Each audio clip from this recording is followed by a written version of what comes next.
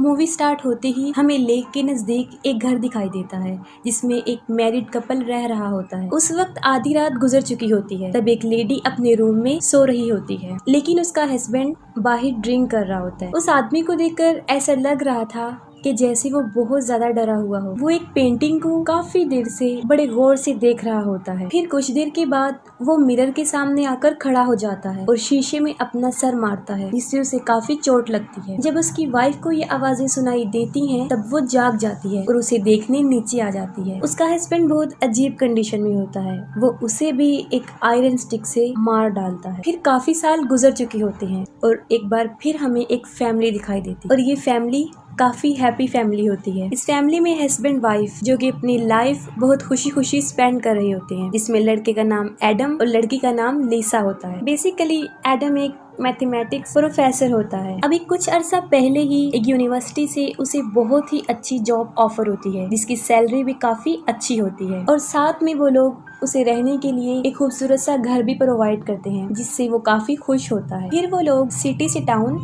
उस घर में आकर शिफ्ट हो जाते हैं। दूसरी तरफ मेलिसा प्रेग्नेंट होती है, जिसकी वजह से वो दोनों बहुत खुश होते हैं। इस बात को लेकर उन दोनों के दरमियान काफी डिस्कशन होती रहती थी कि वो बेबी बॉय होगा या फिर गर्ल। अगर बेबी बॉय हुआ तो उसका नाम एडम जूनियर रखा जाएगा और अगर बेबी गर्ल तो उसका नाम लिजा जूनियर। वो लोग अपनी लाइफ में बहुत खुश होते हैं और मजीद इस घर की वजह से। उनका घर बहुत ही खूबसूरत और काफी बड़ा होता है और वो लोग अपने बेबी के लिए उसका रूम भी चूज कर लेते हैं। और उसी दिन लिसा की बहन बिकी ने उनके लिए एक गिफ्ट भेजा होता है और उसमें एक माइस्टीरियस बॉक्स होता है। एडम उस बॉक्स को ओपन करने की काफी कोशिश करता है, लेकिन वो उसे नहीं खुलता, जिससे वो उन्हें लगता है कि शायद बिकी ने उनके साथ कोई मजाक किया हो। मगर फिर भी वो उस बॉक्स को रख लेते हैं और अगले दिन एडम अपने काम पर चला जाता है। लेकिन जाने से पहले वो लिसा को कुछ इंस्ट्रक्शन देता है कि वो अपना ख्याल रखेगी और वो वेट भी नहीं उठाएगी, खास तौर पर बेबी क्रिब, क्योंकि अभी तक उन्होंने बेबी के रूम की सेटिंग नहीं की थी। और वो ये भी कहता है कि हम दोनों मिलकर उसे सेट कर लेंगे। लेकिन जब एडम चला जाता है तब लिसा खुद को बहुत ज्यादा बिजी कर लेती है। वो बेबी रूम की काफी सेटिंग कर लेती है, इवन के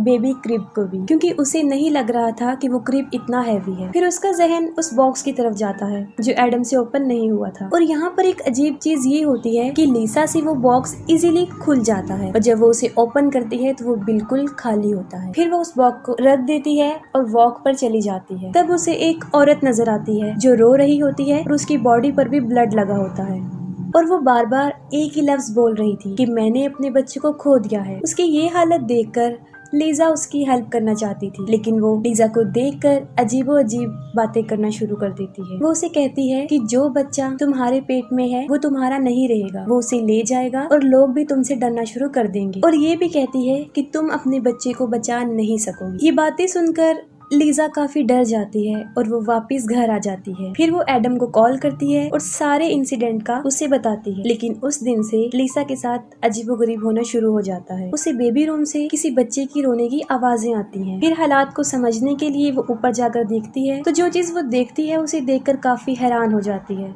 वो देखती है कि बेबी क्रिब में एक बच्ची लेटी हुई है। उसे कुछ समझ नहीं आ रही होती कि ये क्या हो रहा है, क्योंकि ये कोई ख्वाब नहीं होता बल्कि हकीकत होती है। और फिर जैसे ही वो उस बच्ची को गोद में उठाती है तब उसका चेहरा अचानक से बदल जाता है और इसके बाद लिजा अपने होश खो बैठती है। और शाम को जब एडम घर वापस आता है तो वो देखता है कि लिजा काफी जख्मी हुई है और उसका काफी खून भी निकल चुका होता है। वो फौरन उसे हॉस्पिटल लेकर जाता है। फिर लिजा तो बच जाती है, लेकिन उसका मिसकैरेज हो जाता है। और इससे भी ज्यादा अफसोसनाक बात ये होती है जब डॉक्टर उसे बैड न्यूज सुनाती है कि लिसा अब कभी भी मां नहीं बन सकेगी और शायद उसका मिसकैरेज कोई हैवी चीज उठाने से हुआ है, जिससे एडम को ये लगता है कि शायद ये बेबी क्रिब की वजह से हुआ। और उसने लिसा को मना किया था, लेकिन उसने उसकी नहीं मानी। ये बात सुनकर लिसा की बहन बीकी भी उनके घर आती है और वो ये डिसाइड करती है कि वो कुछ दिन लिसा के साथ ही रहे ताकि लिसा जल्दी से अपनी नॉर्मल हालत में वापिस आ जाए। इस वाकये के बाद एडम कई मर्तबा लिसा से ये पूछने की कोशिश करता है कि ऐसा क्यों हुआ और उस दिन ऐसा क्या हुआ था, क्या उसने वाकई कोई हैवी चीज उठाई थी? जिसके जवाब में लिसा उसे सच बता देती है, वो जंगल वाला इंसिडेंट, वो स्ट्रेंज वुमेन, फिर बेबी के रूम से बच्चे के रोने की आवाजें और वहाँ पर उस छोटी बच्ची का मिलना। और जैसे ही उस बच्ची को गोद में उठाया उसे कुछ भी याद नहीं रहा, क्योंकि तब वो अपने होश खो बैठी थी। यहाँ पर एक बात तो क्लियर हो जाती है कि उनके साथ कुछ अजीबोगरीब हो रहा था। और साथ में एडम को वो मिस्टीरियस बॉक्स भी मिल जाता है जो अब इजीली ओपन हो रहा था। तब एडम लिसा को बताता है, जिस पर वो कहती है कि इस बॉक्स को तो मैंने उसी दिन खोल लिया था जब ये वाकया पेश आया। और फिर वो बिकी से पूछते हैं कि उसने उन्हें ये बॉक्स क्यों दिया जो पहले तो नहीं खुल रहा था और अब खुल चुका है और खाली भी है। जिस पर वो कहती है कि ये मैंने किसी घर की आइटम्स की सेल पर खरीदा था और मैंने इसको लिसा को गिफ्ट कर दिया। लेकिन रियलिटी तो ये होती है कि उस बॉक्स ने पहले तो बिकी को अट्रैक्ट किया और फिर लिसा को, तभी तो उसने ये बॉक्स ओपन कर लिया था। लेकिन उन लोगों को इसके बारे में कोई आइडिया नहीं होता और फिर नॉर्मल लाइफ चलती रहती है। और फिर कुछ दिन गुजर जाने के बाद लिसा को अपने घर से कुछ महसूस होना शुरू हो जाता है जिसे वो बता भी नहीं सकती थी। जैसे अक्सर घर के मिरर्स में लिसा का रिफ्लेक्शन काफी अजीबोगरीब बिहेव करता। और एक सुबह जब बिकी और लिसा योगा कर रहे होते हैं तब एक बार फिर लिसा को किसी बच्चे के रोने की आवाजें आती हैं। इस बात को वो बिकी से भी शेयर करती है। वो काफी डर जाती है और फिर से चेक करने बेबी के रूम में चली जाती है। और इस बार फिर बेबी क्रिब में एक बच्ची लेटी होती है, लेकिन अब वो पहले से बड़ी हो चुकी होती है। और अजीब बात तो ये होती है कि वो सिर्फ लिसा को नजर आ रही होती है, बिकी को नहीं। फिर वो अपनी बहन को एक्सप्लेन करती है कि वो नॉर्मल है और वो वाकई एक बच्ची को देख रही है। फिर रात को एडम देखता है कि लिसा अपने बेड पर नहीं है। वो उसे देखने के लिए जाता है। तब लिसा उसे फायर प्लेस के पास खड़ी हुई मिलती है जो कि एक पेंटिंग को मुसलसल घूर रही होती है। वो एडम को बताती है कि हमारे साथ कुछ अजीब हो रहा है, क्योंकि जब हमारे साथ हादसा पेश आया तब ये पेंटिंग ऐसी नहीं थी और अब ये पेंटिंग बिल्कुल बदल चुकी है। क्योंकि पहले उस पेंटिंग में ये था कि 4 बच्चे खेल रहे थे और उन्हें एक औरत बैठकर देख रही थी, लेकिन अब ऐसा कुछ नहीं हो रहा होता। और वाकई ही वो पेंटिंग बदल चुकी होती है, क्योंकि वो औरत अब अपने बच्चों की तरफ नहीं बल्कि साइड पर देख रही होती है। और इस बात को सिर्फ लिसा महसूस करती है, एडम नहीं। और वो उसे समझाता है कि तुम अपने बेबी को खो देने की वजह से ऐसी हो गई हो, जिसकी वजह से तुम काफी अपसेट हो और तुम्हारी ऐसी हालत है। और फिर बिकी के साथ भी एक अजीब चीज होती है जब वो नोटिस करती है कि मिरर उसका रिफ्लेक्शन एज इट इज नहीं दिखा रहा और मिरर में नजर आने वाली लड़की बेकी तो बिल्कुल भी नहीं लग रही थी। और फिर देखते ही देखते उसकी रिफ्लेक्शन उसे मारने की कोशिश करती है और उसके दिमाग पर ऐसा असर कर देती है कि वो अपनी बहन को बताए बगैर वहाँ से चली जाती है। लिसा को इस बात का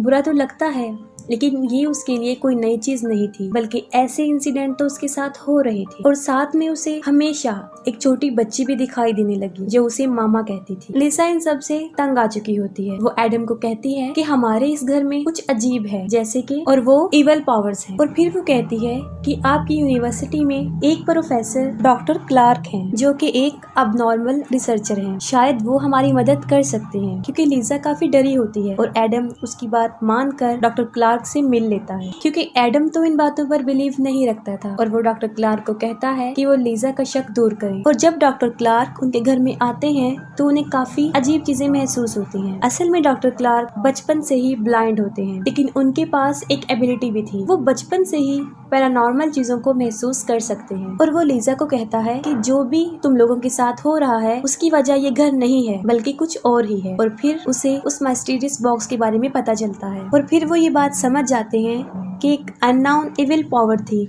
जो उस बॉक्स में कैद थी। और जैसे ही उसे ओपन किया गया तो वो आजाद हो गई। और जिसने भी उस बॉक्स को ओपन किया है वो उसके साथ ही है, तो वो चीज उनके साथ ही है।